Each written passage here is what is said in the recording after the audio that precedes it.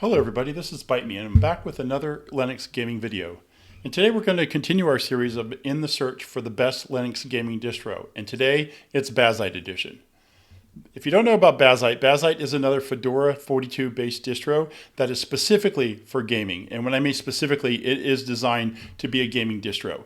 That means it has a lot of specific gaming pieces in it, not only Steam, but also Lutris and GOG and a number of different gaming platforms that you could run on it, Epic Games even. But I wasn't able to get a lot of those running. I did get Steam running, and I will compare it to how it works against both Windows 11 and Nobara, which was my previous video. If you haven't seen it, please go watch that video. But if you haven't seen that, then please go see it. But I will compare Bazzite to Nobara from a gaming perspective. Also, another thing about Bazzite is the installation of it's pretty simple and pretty easy, very similar to Nobara in the sense that you go to the website, you download the ISO, you burn it onto a USB drive, and then you install it either as its own, or if you want to, you can install it alongside Windows or another Linux distro. However, along with Nobara, I had difficulty getting Bazzite and Nobara to install on the same SSD. I ran into a number of issues with that, so I ended up running it on its own SSD just because I could not get them. Each of them kept blowing over the other one's bootloader. So for whatever the reason, I could not get them to boot together, and I did not try to boot it with Windows. As with any Linux distro, after you install it, one thing that you really want to do is you want to make sure that you update your system. So within Bazzite, they make it pretty easy. You can just go to the main, I'm running in KDE, but whichever one, they have a system update. And if you run this, it runs pretty well, and it will run any updates that need to be updated. And any flat packs, any homebrews, anything like that, and it will run them all. So you can run it pretty easily. Another thing that you understand about Bazzite, it is a immutable system. So while you can install different software, and they have many different ways of installing software, most of them use flat packs. You can't change certain things, like you won't be able to change what Linux kernel you're running. You won't be able to recompile your own kernel. You won't be able to do a lot of things like that. So it is a more locked down version of Linux than other systems. Whether it's any other Linux system, but it's more locked down because they want to try and make the best gaming experience possible. They do, however, provide a number of different ways to install software. So one of the main ways to install software on Bazzite would be through flat packs, and they have a number of different ways to install flat packs. They have a number of different applications. One of them is Bazaar. This would be one of their main ones where you can install flat packs, and they have a lot of different software on here that you can run. Many things would be on here. It's pretty easy. So you run Bazaar, you can search for the software. So if you wanted to run Chrome, you can do a search for Chrome and you can install Chrome. You want to install VLC, you can install VLC. OBS Studio. There's a lot of things that you can install from this, and it will be installed as a flat pack, which means it will be installed along with any of the necessary libraries and runtimes with it. So it will be a self-contained application, which can create, like I've said in my previous video, flat packs they're great from a distribution standpoint of distributing software applications, because you don't have to worry about incompatibilities. On the flip side of that, it can definitely add some bloat onto your system. So if you have a large, depending on how much software you want to install, if you have a larger SSD, it would be better. You also have another application besides that one called Warehouse. Again, this is another one where you can install different pieces of applications, different flat packs and things like that. And again, it runs very similar. You can search for things, uninstall them. And this would be more software that would be at the application level. So, things like I want to do a new GTK theme. I want to do things like that. So you would use Warehouse for that one. And they even have a third one called Flat Seal, which again would be more similar to Bazaar in the sense that you can install certain applications like VLC, Chrome, Firefox, and things like that. So, and then they also have some command line tools that you can also use. They have one called UJust. So you run the UJust command, and UJust is not actually an application, but more some scripts that would help you install different pieces of software and things like that. So it's just another way to install applications. They also provide the tool Homebrew, which would be similar to something on a a Macintosh type system, so you can install things with Homebrew. And this would be things like, if you wanted to install Java, you wanted to install Node or Node packages, or even Python and pip packages, things like that. You probably would do it through Homebrew. Although it doesn't seem that Homebrew is running on this, but I do know it's available on the command line tool. You can also download app images. So if you find an app image that's available for your Fedora-based application, you can download and install that. And I had to do that with an application called Goverlay, which used to be a part of, I like to run Goverlay for Mango HUD. It kind of shows me how I can configure Mango HUD, which would be my application tool that I use to show the different statistics in my application as my games that they're running. And it gives me some flexibility on how to set that up. But they took that out of their system because it overwrote some system files, and they didn't want that. But you can install that through an app image. With all that said, Steam is installed by default, so you don't have to worry about that. Steam is already automatically installed. One other thing about Bazzite, is I found in my testing that it did not overall. If you wanted to wait and go through everything, it did not perform as well as some of my other tests and some of my other systems. It just seemed to lag behind. Even though some of the FPSs kind of came out very similar, the applications themselves seemed to be a little laggy for some reason, and I wasn't able to figure out why. But you might notice that when I go through showing some of the games that I'm going to show. Just another quick overview of my system. Again, I'm running an AMD Ryzen 5700X 3D, an AMD Radeon RX 6800, 64 gigabytes of DDR, 3600 RAM, an X570S Tomahawk MSI Tomahawk motherboard, some 2 terabyte NVMe SSDs, and a 1000 gold ATX power supply by NZXT. And the methodology for how the games are going to be set up. All the games are tested at 1440p high settings. FSR is disabled, so upscaling is disabled, except for in Black Myth Wukong, which is required, and I'm using the same setting across all systems.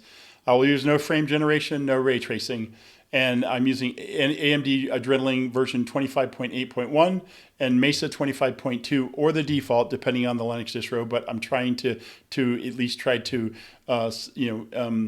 standardize on 25.2. And then all games are at the same settings across all versions of Windows and Linux.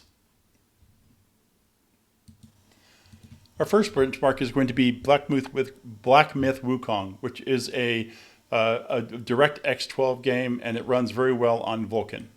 And it's the video and graphics on this are pretty good.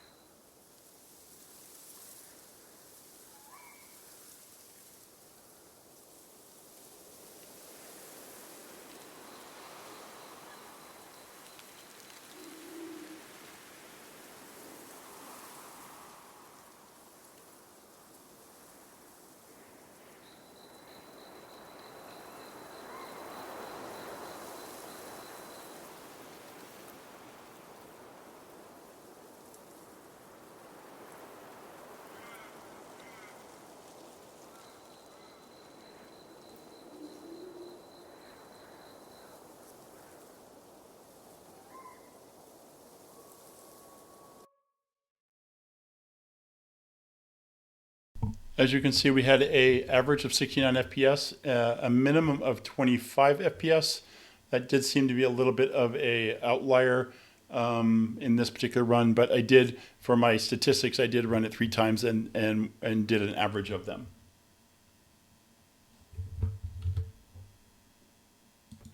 Next up, we have CS2, and again, I'm running a benchmarking tool that is part of the workshop.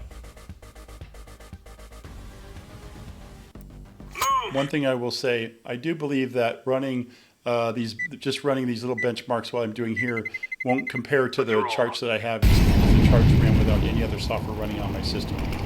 So right now I happen to be running OBS Studio and maybe a few other things on it at the same time, which maybe while I'm showing this, it's a little bit lower than the charts that I have.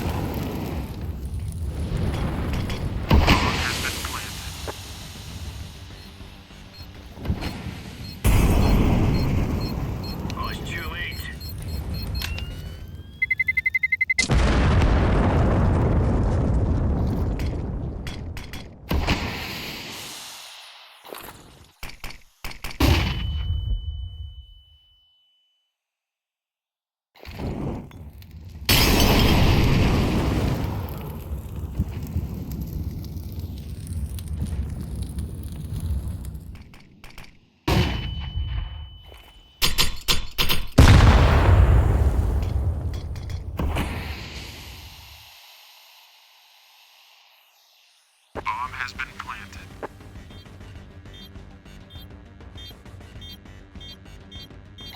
Get back.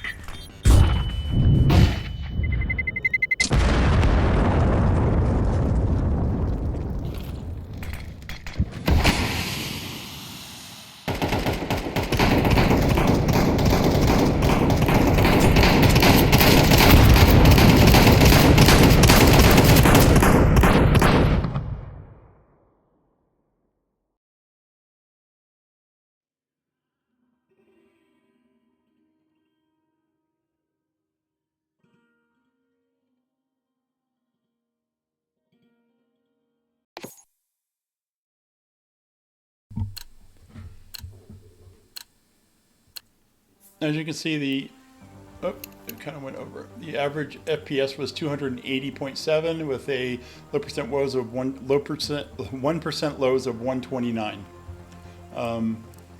Again, might have been some issues with me running it locally with other software running on my machine at the same time. Next up, we have Cyberpunk 2077. And again, for this, we'll be running the benchmark.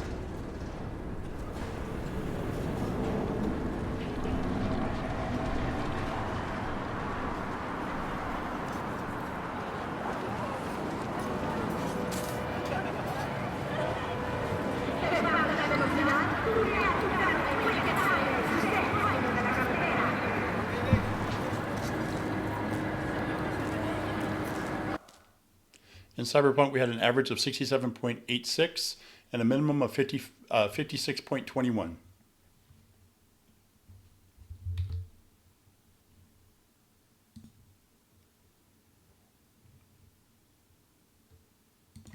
Next up, we have DayZ, and I won't show. I'll show a little bit of gameplay on this game. I'm not playing in any kind of benchmarking, but I'll show a little bit of gameplay. Right now running about 150, 160 FPS. pretty wide open. Turn off maps. Get a little bit, yeah. So it's a pretty wide open field that we're playing in, map that we're playing in. 1% lows, it looks like 20, but it didn't quite come out that way. Again, I tried to benchmark this very similar to what I did for Nobara. So I ran a very similar map, very similar places on the map. So, and again, I wasn't running on any other software when I was running this. So I was getting a little bit better averages and a little bit better FPS when I was doing that.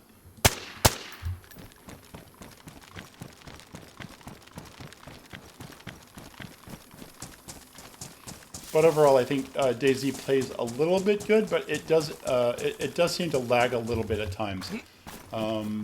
Again, I found this throughout everything within Bazzite. Things just seem it weren't bad. It just seemed to lag a little bit behind other systems that I've run it on before. And last but not least, we have Rust. Oh, and I have.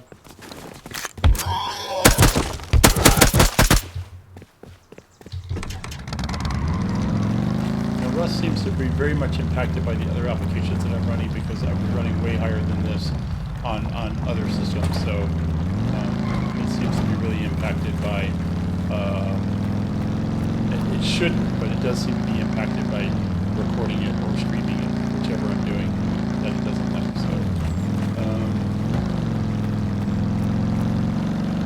But again, this was another one of those games, even when I wasn't running other software at the same time, it seemed a little laggy at times. The input lagged a little bit and some other things lagged and it just didn't flow as well as it should have.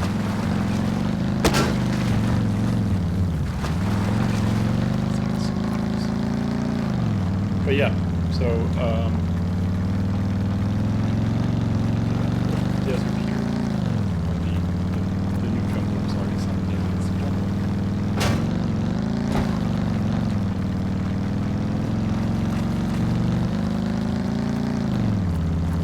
So what you're seeing here isn't a great representation of what the FPS was when I did my testing.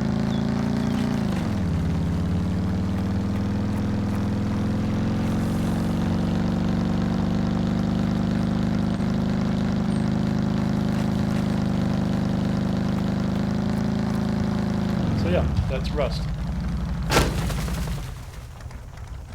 So overall, Bazzite, according to my testing against Windows 11, Black Myth Wukong was 71 average FPS versus 66 with a 1% low of 60.